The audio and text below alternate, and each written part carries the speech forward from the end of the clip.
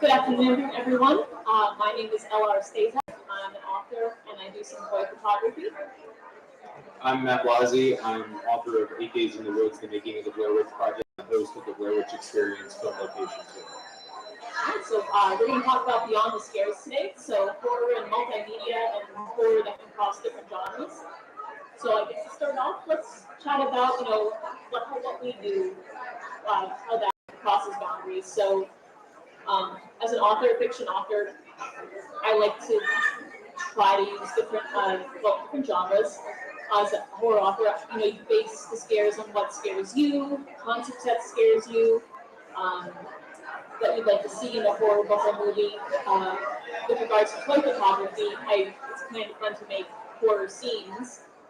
So have like a set and then put slime and some creature, different toys and whatnot. How about you? What I do a lot is I also host a YouTube show for the George Romero Foundation where we talk about cult films, horror films, cast and crew reunions, and up-and-coming horror films. And then I also do a lot of movie location stuff where I do the fan film tours and then where I go out and visit where the films were made and kind of show people, hey, this is what this horrific house looks like in the daytime. It's actually in a neighborhood. Kind of give people a different idea of how they can make these horror films look so bleak and mysterious, but then also there's a convenience store next door to it, and kind of bring that into the light and kind of show fans that, hey, go out to these locations, go have some fun, but then also bringing the classic horror films and up-and-coming independent horror films to the forefront so people can kind of get an idea of what is out there, because we can be kind of inundated with a lot of the streaming services and books and authors and stuff because there's so much out there now. Bringing light to some of these folks that have really put a lot of hard work in that can show you that you can also go out and do it if you've got dreams or aspirations of writing or filmmaking, to show you that people are out there doing it, and you can also do that as well. One thing I like to do photography-wise, and then to gain inspiration in writing as a horror author, is it's called urbex, so urban exploration, because you feel like you're in a horror setting, and that actually being on location is for Blair Witch experience. There's something different when you're actually on location, to get inspiration. You feel like you're in the movie, you're at a location. I don't know if anything else. Yeah, so with the Blair Witch Experience, when I take people out into the woods to show them where they actually filmed the Blair Witch Project, people are very surprised how close to civilization they actually are where some of these scenes that happen. Most of those scenes in the woods, you can still see a road or a house, or you're right on the edge of a road, and it really puts it into perspective. When you go home and watch the movie again, you're like, wow, I remember being terrified by that, but they're right next to a trail that leads them to a neighborhood, or there was cars driving behind them and we couldn't see it. So it really shows you how, when you watch a movie or you read a book, what your imagination can do. And I think it's not so much exposing it or pulling the curtain back, but I think it lets your mind realize that, man, some of this stuff is really terrifying, and your imagination can create a worse scenario in your head. And when you get to go out and do a lot of these things, I think it gives you a greater appreciation for what these movies and books put in your mind, and kind of get you a little bit in the headspace of maybe what the author or the director was seeing when they chose that location or set the book in that set. When I went on the Blair Witch Experience, that's what took me aback, was how close we actually were to society. Like you said, the walking trails. I think there was that, not the Great's house, but a historic house. Some of the trails, cars are going by. So it definitely puts things into perspective. So should we discuss different different genres? Yeah. Or any other multimedia things you want to speak about? No, go for it. Okay. Go for it. So I don't know about you guys, but I like horror books or movies that tackle multiple genres at once. So films. I always think there should be more movies with horror romance. Like The Conjuring. If any of you seen The Conjuring, I think that's a pretty good, interesting combination. Action movies, Fright. I thought that was an interesting horror take on superheroes.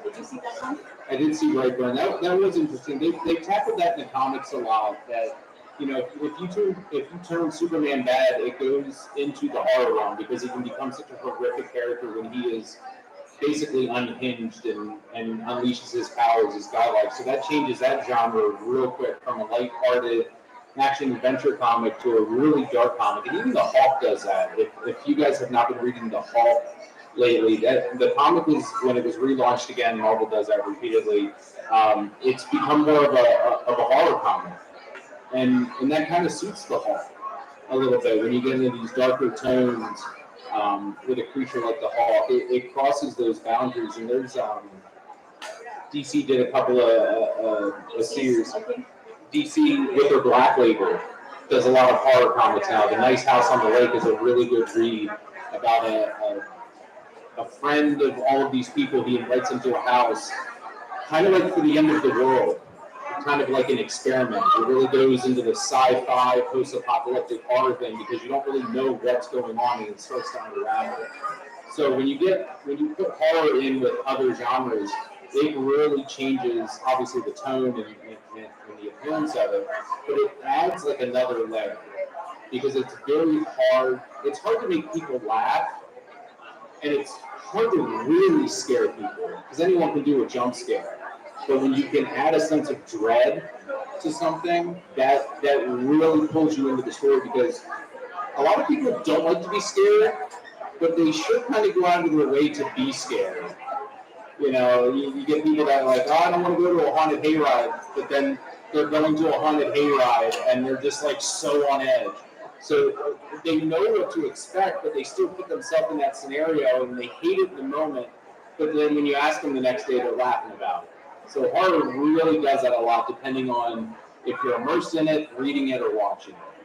I feel like that's a good way to attract some people to the horror genre too, where they're like, well, I don't like to be scared, but if you would also have some drama in it, or if it's a horror comedy, they're like, well, I kind of like that aspect, I will give it a try.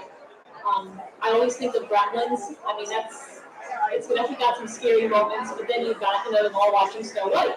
So, I mean, even about it, a Christmas Carol could be considered a Christmas. It just adds so much to it. When you do a movie like Alien, pure horror in space, and then you go to Aliens, and it's an action sci-fi but horror. Like they're coming to get you. There's so many of them. And so many people love Alien, but then they celebrate Alien. So there's something about horror that people really ramp up the celebration of it, and it's really weird because when we look on screen, there's people being torn apart, there's all this stuff happening, but then in the background you're like, oh, that was kind of cool. It was in space, so and it was in space. So I mean, you're already thinking like I could die if I walk out of the spaceship, but then you're just getting completely eviscerated on alien world by aliens, and there's just something that people just constantly go back to it. I had a lot of people stop at my table when they were talking about Blair Witch, and they were like, no, I can't even watch it. But they know about it. They know about horror. They know what these things are because there's people out there talking about them. It bleeds into the pop culture. How many movies do we watch when someone's reading a Stephen King book? We kind of like get a little excited. They're like kind of Stephen King crossed into this comedy show or this drama. Like there's something about the addition of horror in other genres that we kind of get excited about. We're like, ooh, someone's a horror fan, or see a Fangoria in the background. Like we take these little victories because horror has always been marginalized, and there's a lot of talk now of The Substance and Demi Moore's performance about how a lot of people are talking about she should be nominated, but will the Oscars take that lead for a body horror David Lynch Cronenberg crossover hybrid movie and acknowledge this? They don't always acknowledge it in the mainstream, but they sure will ride its coattails. It's a shame that the Oscars and more award ceremonies don't go into horror. I think Fairy was the first horror movie to win an Oscar. I was upset that I love Haunting of Hill House, Midnight Mass, the Flanagan. I think he does an amazing job with drama for family and whatnot, and he hasn't won any Emmys for it. Maybe he finally won one. He may have, but you know. Definitely not a Hill House, and I was shocked. I think we can all agree we've heard it. You know, Toni Collette in Hereditary was absolutely robbed because people look at horror and they look at the visualizations, you know, the blood, the gore, and everything, but they forget the performances. I mean, that woman nailed that movie. I mean, when you talk about Hereditary, you talk about her, and you talk about the infamous car scene and the telephone pole for anyone that hasn't seen it. But when you look at performances like that, a lot of horror movies have great performances. When you look at some of these horror films, but they look at the substance and they're like, no, we can't do that. So we're going to put this like art house film up against it that like 12 people saw. But because it's art,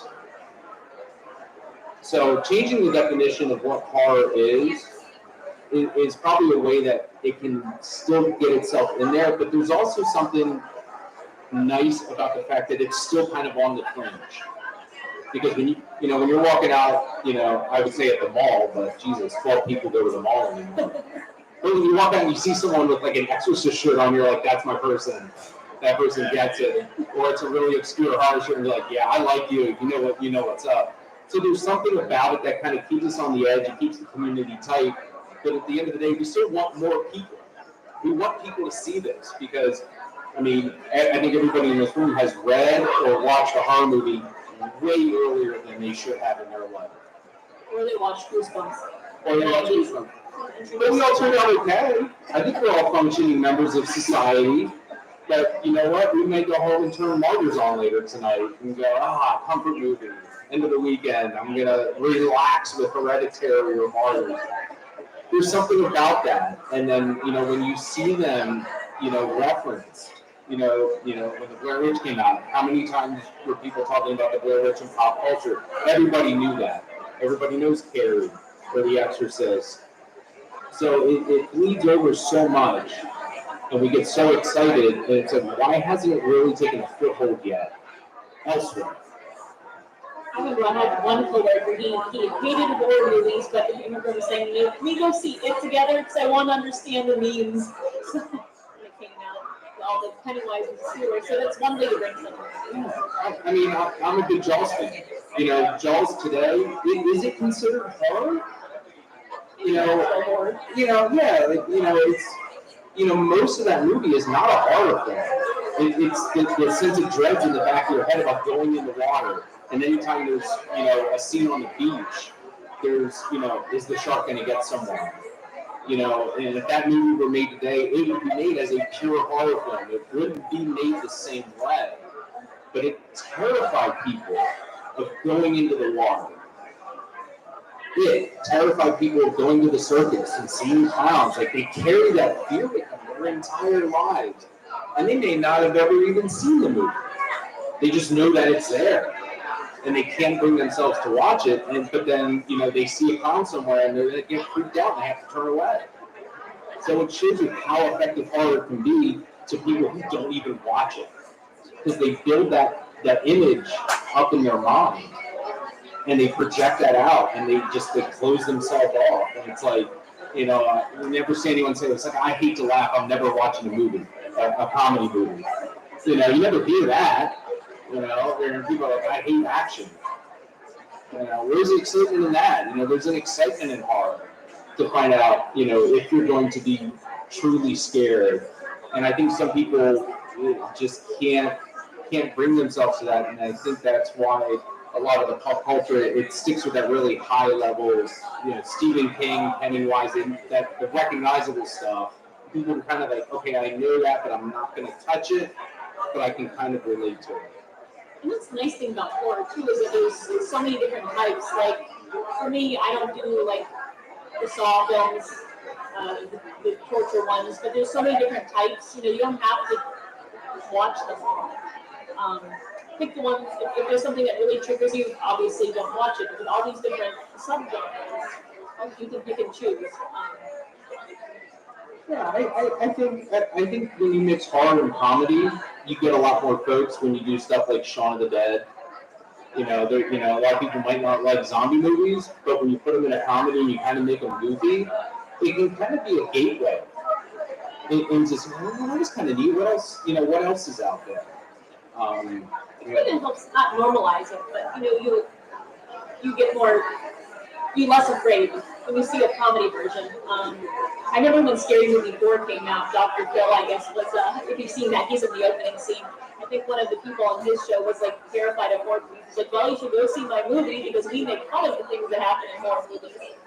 So it helps normalize it a bit. It's almost like immersion therapy. Some people are like, I can't stand clowns, but they're going to watch it. They're going to see if they can get over it. And they know it's fake. They know it's a guy in makeup. They know that this is just a completely made up thing. But their mind cannot sometimes differentiate that. And I love that horror does that. And a lot of the new horror that we've been getting over the last 3-4 years, this resurgence of horror that's really, really grounded. When you look at stuff like Hereditary, there's weird cults out there, and family secrets, and you don't always see stuff. And I think that when you look at something like Longlegs, I didn't expect Longlegs to be the movie that it was, but it was still interesting because the way they kind of not twisted it, but it was like they let it unfold as it was going on. Like you kind of didn't know what to expect. When you look at Midsommar and some of these movies, but then you get the callbacks, you get the throwback movies, like the Ty West stuff with X and Pearl. I was going to say Pearl. Yeah, Pearl. I mean, Pearl's another one. It's like that's a horror movie. I like how there's references to the Wizard of Oz in it, but then there was some really good drama in it. It wasn't just a slasher. Mm-hmm. Yeah, horror is great because it doesn't take away from a movie like a comedy will. Like if you have a really hardcore action movie and you hear someone quipping one-liners all of a sudden, it's going to kind of take you out of it. But when you're watching a horror film and someone like drops a note, that one moment of levity might be all you need to kind of break that tension for a moment, and then you can go right back into it. When you look at a movie like Aliens that mixes a lot. Bill Paxton is one of the funniest people in that movie, and it's such a and no one laughs at him. They're all frustrated that he's making jokes in a serious situation. But we, the audience, are like, yeah, man, game over. It's just they don't sell it, and that's why horror works so good mixed with another genre. I think it's also kind of a safe way to view horror because it's just on the screen. Now, obviously, it might scare you afterward. You might imagine something in the corner, but that it's not like a haunted house. You're not immersed in it. It's on a screen. You drink a beer with it if you're over 21. It's a safe distance. Yeah, I mean, sitting in your house at night reading a horror novel, your imagination's running wild. If everyone else in the house is asleep and that house makes a little creak, you're freaking yourself out. It's like, I'm going to turn on every light in the house till I get to my bedroom, and I'm going to keep them on. Or you watch a horror movie at night, you're like, I need a palate cleanser. I need to watch like the Flintstones or something for a little bit. It really does something to your psyche. Your imagination is your worst enemy. But it's also going to create the best picture of what's happening. So even watching a horror movie with not a lot going on the screen, your imagination's filling in those gaps. You're imagining the worst case scenario. Where you watch a comedy or an action, you're not really doing that. You're kind of turning your mind off. But with horror, your mind's always on because you're always thinking of something else that may be happening or that could happen to you. You're not going to walk down, your hallway at night and think about slipping on a banana peel after watching a slapstick comedy. But you're thinking about something jumping out of your closet to grab you at the end of the night, whether you were reading it or watching it. That kind of goes back to what they were saying in the psychology of horror panel, where sometimes if you're a creative, it kind of helps to get your thoughts down, write them on paper, create art. And that's kind of the way to release some of the scares is actually creating some of your own work. Is that how you feel? Yeah, horror can be self-reflective because you're going to write about what scares you. The themes in your life. When you look at like Stephen King, about some of the stuff he writes, or go find some other authors, they're very related to the topics that they're talking about. Someone might, spend a lot of time in the woods, so a lot of their books take place in the woods, or they take place in a city and they turn that urban setting into a horrific situation, or some sort of theme in a post-apocalyptic world. They've got some sort of relation to that impacted them at some point, and they're just expanding. They feel better about it because they're kind of geeky, or they're the dark corners of their makes them see things the way they see. And you don't see that a lot in other genres. You know, comedies, dramas, yeah, you can do that. But I think horror sometimes, you know, someone's writing about being in the woods, they're definitely terrified. They're going to make the scariest book or movie about the woods that they can, because this is what their mind is imagining for them. I know one thing, when I was in college, I wanted to write this, so horseshoe crabs scared me. I thought they looked like face huggers, you know, underneath the shell. As a teenager, that it terrified me. And I remember in college wanting to write a book that never saw the light of the day, but I was like, I'm going to have these killer horseshoe crabs. So then what's going to help me get over the fear then is actually researching them, learning more about just their biology. And it just normalized it. So sometimes just kind of reading into certain things. And now I'm like, oh, horseshoe crabs. Oh, that's I mean, if you're like most, you know, the memes out there are plentiful, but it's like if you look at like a lot of women like true crime, that's horror. That's horror.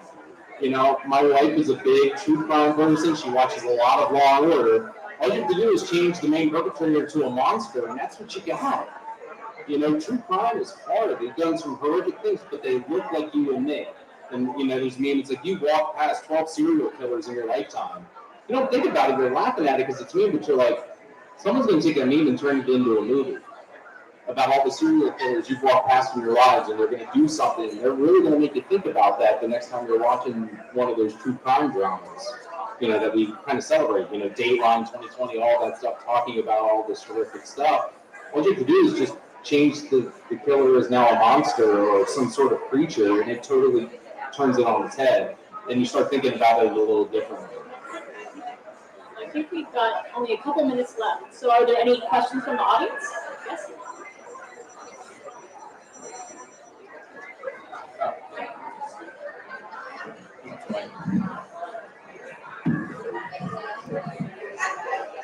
First of all, thank you so much. And there's a couple things I want to expand on. It is the fear. Fear of the unknown, the fears that people confront are is not compromised. There's also an element of consequences. In the other genres, in action, comedy, and drama, the people do shady things and somehow they're able to escape and make it to the end of the film. Horror, that doesn't happen. A lot of people relate to themselves and those characters, and when you see them die off, they get scared and really turns them off. Horror, in some sense, is Shakespearean. When you watch Shakespeare, a lot of people die here. And I just, the last piece, I was a kid watching Alien in the housing, and I walked up the theater both times, and they became my favorite horror movies. Yeah, a lot of horror. You know, a lot of people get their comeuppance in horror. You know, you get the jerk that's, you know, been in the movie kind of the semi-antagonist for the whole time, and finally when they get their comeuppance at the end by the creature, yes, finally this guy got what was coming to him, and we celebrate it. Exactly. All right, well, I think we're about out of time, but thank you all for sitting in, listening in. Hope you're enjoying the con. And see Matt at the table? Yep, I have a table right back there in the middle row. Come back if you want to talk to the Rich or any horror. I'll talk to you. Let's have a chat. And I'll just be wandering around. I've got a couple of my books on hand if you want to buy any. So thank you all very much. Thank you.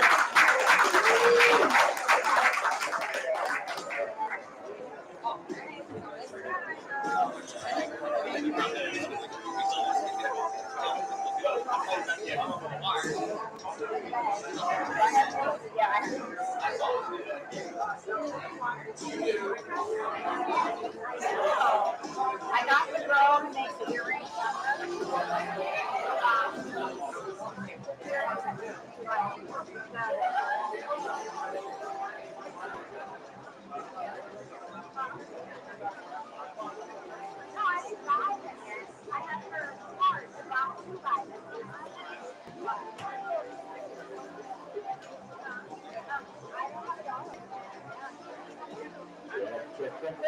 How is everyone doing? We're all there. Come on. wants to go living on a better. We have a Brew, and guess what? Who loves the Descendants? Woo! If you're out the crowd, come on up here. We're going to have a chat with the fairy godmother herself. So let's do this thing.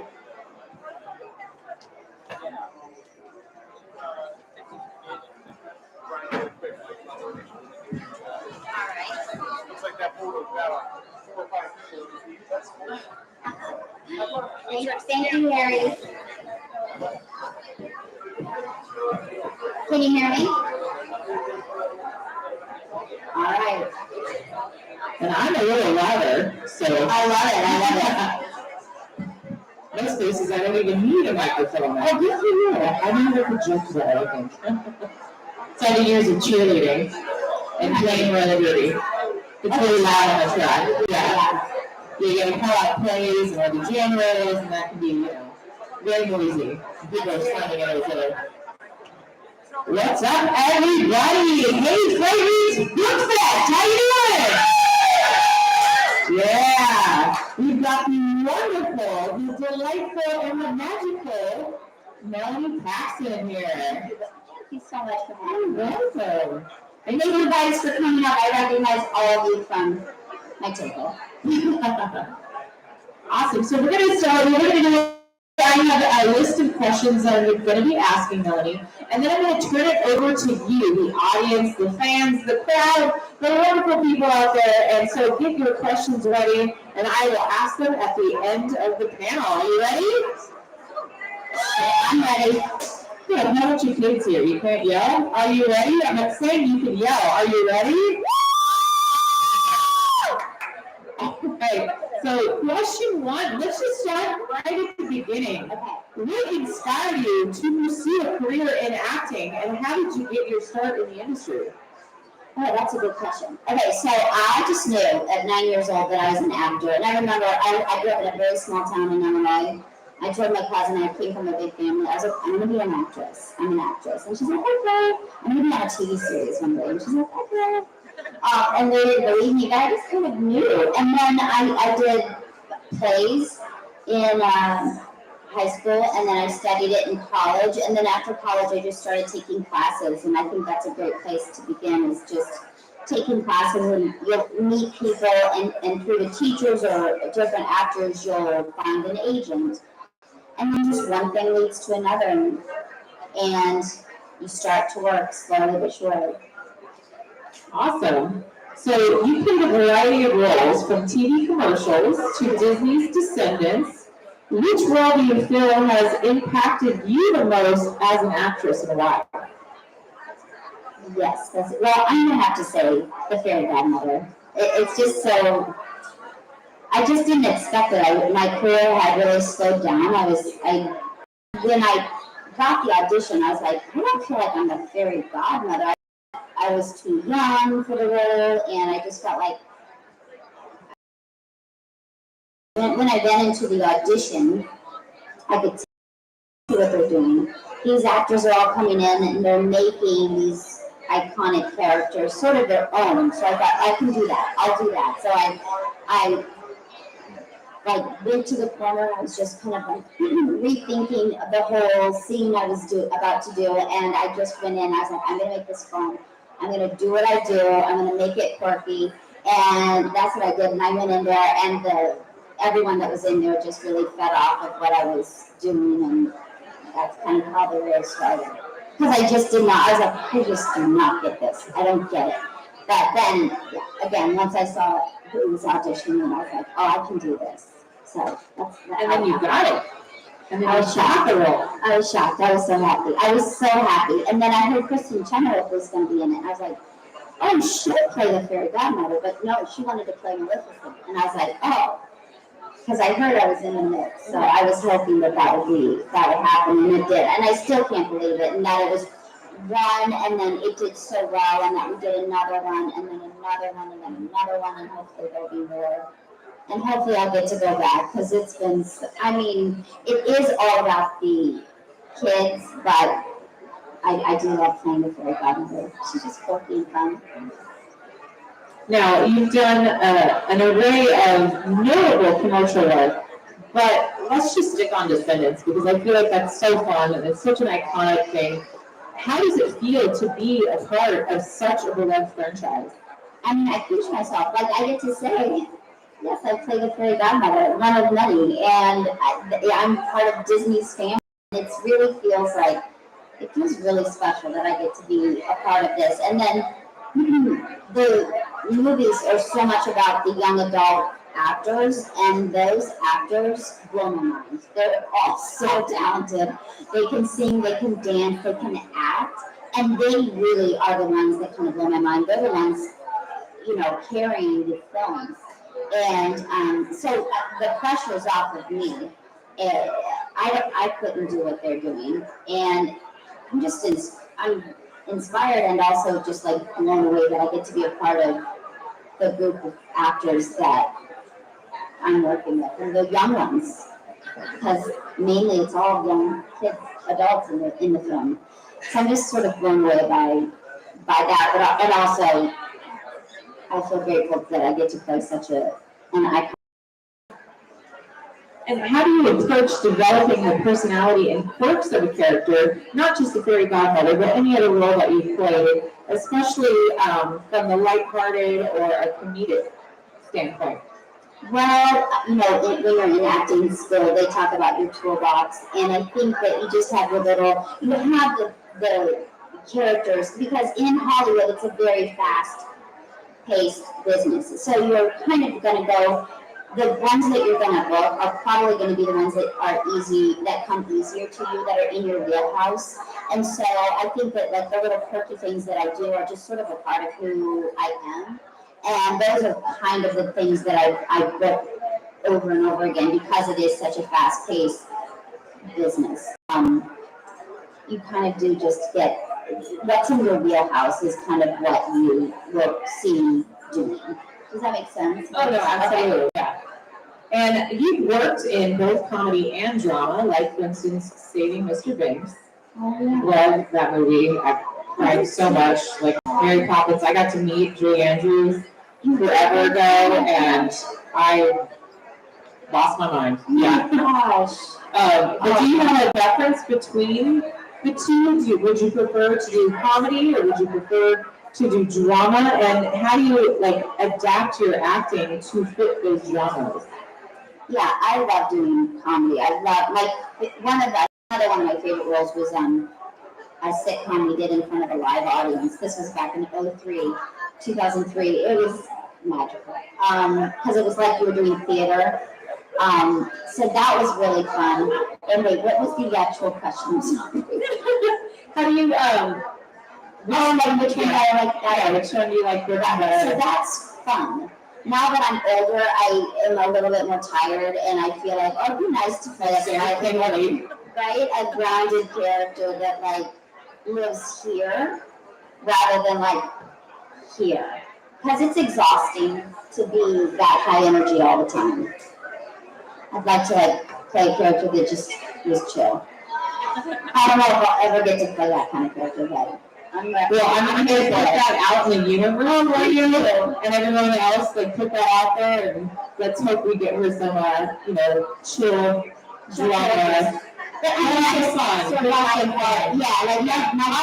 not depressing drama, but fun, chill drama. Well, the horror things here, I've never really done anything like that, and I don't think I don't know, it just doesn't.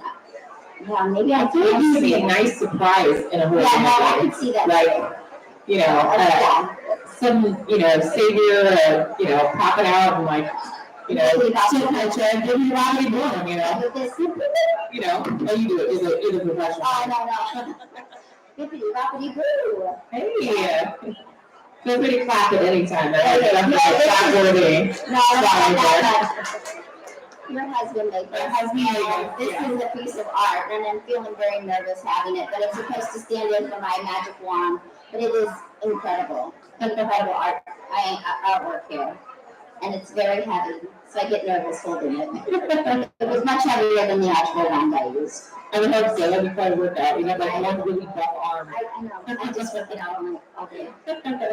So what advice would you give someone who's looking to break into acting? I know you mentioned a little bit, it's important, acting class and, really learning the stuff about your toolbox and really owning it and getting your wheelhouse down. But what do you have, like, especially because it's such a competitive industry, and now since, pandemic, I know a lot of things have changed so much, everything, you don't always have to be in certain cities now, you can do stuff at home, like there's so much adaptation.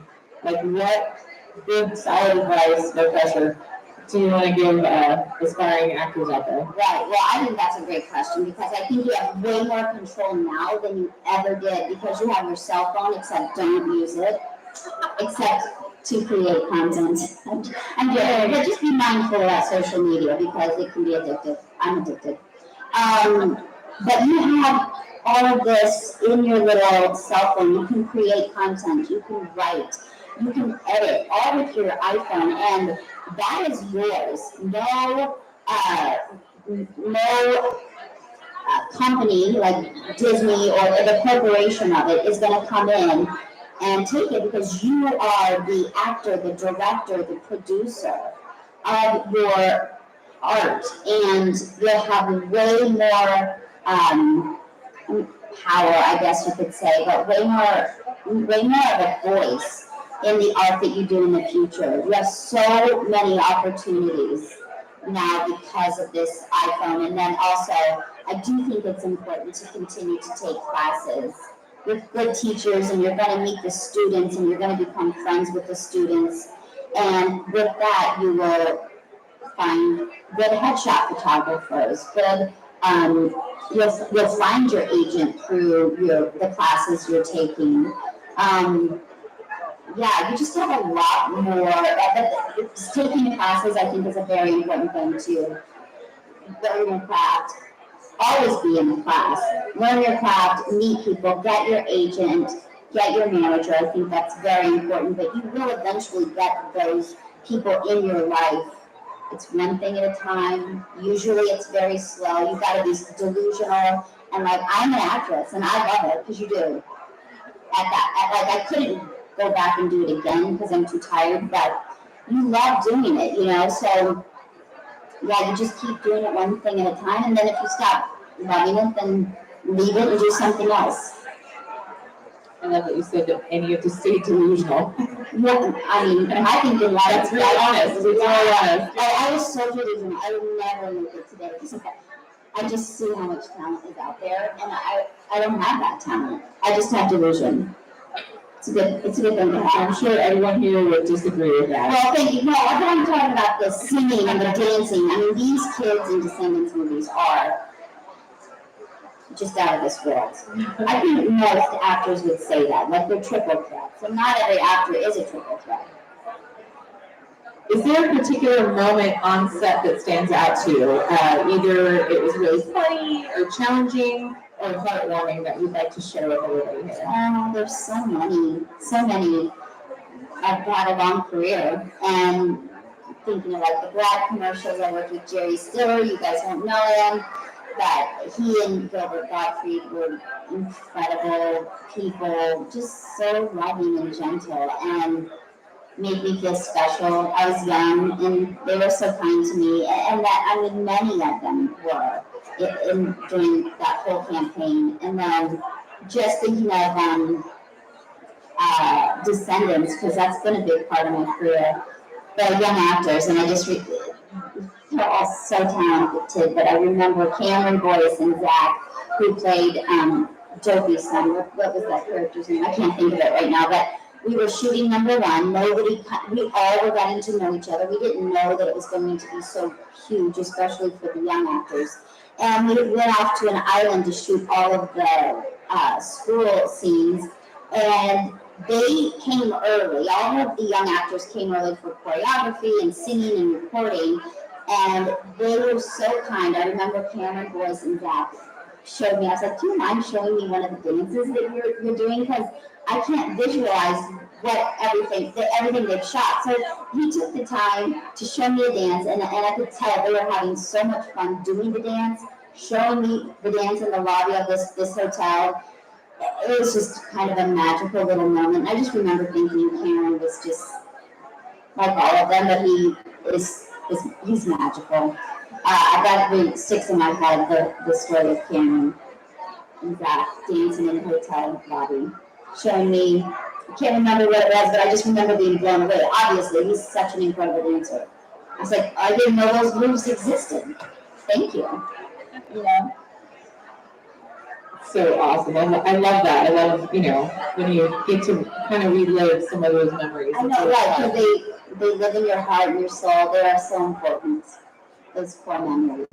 Now, are there any upcoming projects or dream roles that you would like to share with everybody? Nothing. I mean, somebody was here. They're no longer here, but they had more information about Disney's Descendants than anyone I've ever spoken to. It was so cool. I was like, give me more. She goes, I don't think you're going to be in number 5. I was like, I hear you, but I really hope I get to be in number 5. I don't know, but she was like, I think Cameron's going to be in number 5, and if she comes back, Evie's coming back, and Jay's coming back. But I don't know if that's true, you guys. But there's a whole world of people who are Descendants fans, and they get information that I don't even know. They know more about the movies than I think probably Kenny Ortega, because they do. They're these super fans. So I don't know. Oh, I would love to do Descendants 5 if I could. I would love to do Descendants 10.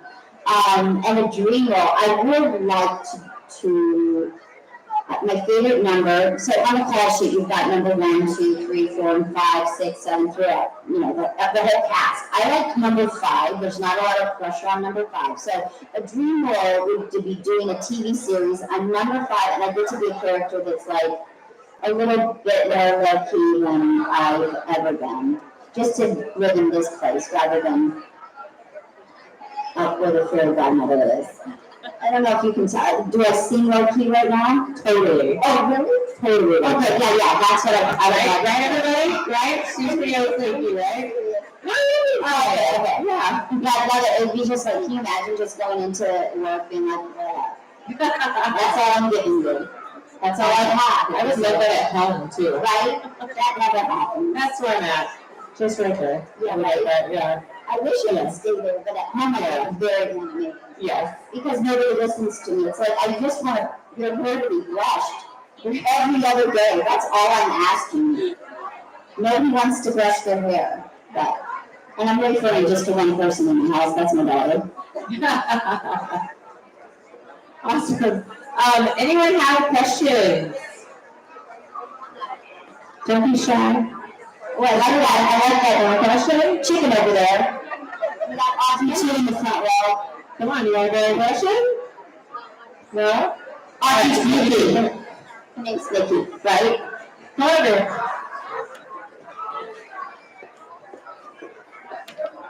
Do you get to keep the costumes that they give you? No. Wait, would you like any of those costumes? Because my costumes, I'll be honest, they worked for the movie, but they weren't that cool to take home. Like, can you imagine if I got to keep, like, Queen of Hearts? Well, I mean, I'm not Queen of Hearts, but like that, they're all such cool costumes. I always felt a little cheated. I'm not going to be, she did a good job, obviously, but like, this is your grandmother, you know? I don't have any other. I'm here, guys. I'm just making sure you're still alive. Thank you. I didn't know we were live in the first place. Hi, everybody. Hi. Oh, we're live? Yeah, I had no idea. Hey, hi. And that's the end of our mail. No, any more questions? Yes. Come on over here. Come on. What was it like working with Table? Was he really intense? I hope you get to meet him one day. I hope I get to see him. Is he really? Yeah. Yeah, he's very inspirational. He's very talented. He's very hardworking.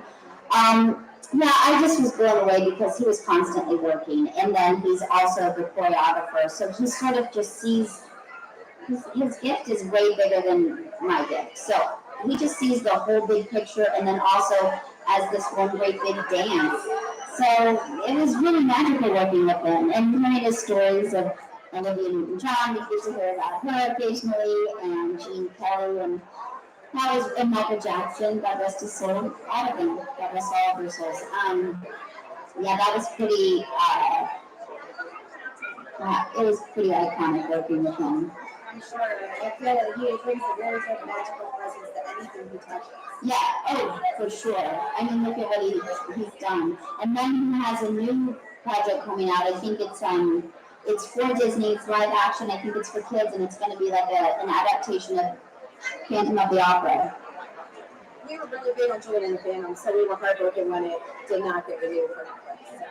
And that was. Oh, how many seasons they did just one movie? Just one season. Oh, shucks. So it's going to be another cult classic, Kenny cult classic. I hope so, right? Yeah, and who knows, his Netflix, I don't know if this is rumor or not, but I did read it. His Netflix contract ended, and that's why he's working with Disney again. So maybe he's gonna do more Descendants. I don't know. I saw a picture with Kenny and Kylie Cantrell, so I don't know, guys. I know nothing. What is that? I said NDA, Yeah. I know, I literally know nothing. The fans don't know more than I would. But again, as she told me, I was not in number 5, so. I don't know. Well, thank you so much, Melanie, for taking the time with all of us here at Fright. Don't forget, if you want to meet Melanie, she's just right there in the back. Like, literally get up and walk straight back, she's on the back, and to get a photo with her, have a little chat, and meet the former godmother. Thank you so much. Most of you guys. Thank you guys so much. Thank you. Thank you so much. We're gonna do a selfie with everybody.